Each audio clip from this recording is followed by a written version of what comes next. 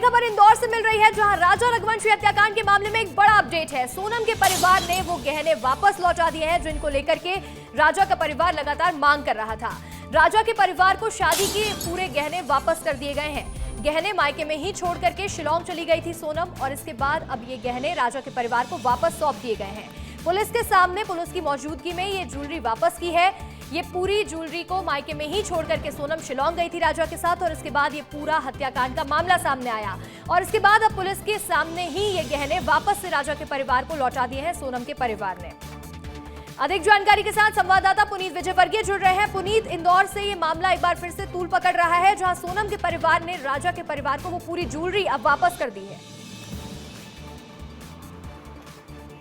हाँ बिल्कुल, देखिए राजा और सोनम की शादी के समय राजा के परिवार द्वारा सोनम को ये सोने के जेवरात चढ़ाए गए थे। लगभग 15 से 16 तोला ये सोना था, जिसकी वर्तमान में कीमत 15 से 16 लाख रुपए है। तो ये जो ज्वेलरी है सोनम अपने घर पर मायके में छोड़कर शिलांग गई थी, और शिलांग के बाद का पूरा घटनाक्रम तो सभी को पता है कि वहाँ पर राजा को मौत के घाट उतार दिया। उसके बाद से सोनम फरार थी, घर भी नहीं पहुँची, और फिर पुलिस ने उसे गिरफ्तार भी कर लिया। तो इस गहनों को लेकर मांग की थी राजा के परिवार ने, जो समाज में बैठकर आपसी समझौता करते हुए ये वापस गहने लौटा दिए गए हैं। राजेनगर पुलिस के सामने एक लिखित आवेदन में ये गहने लौटाए गए हैं।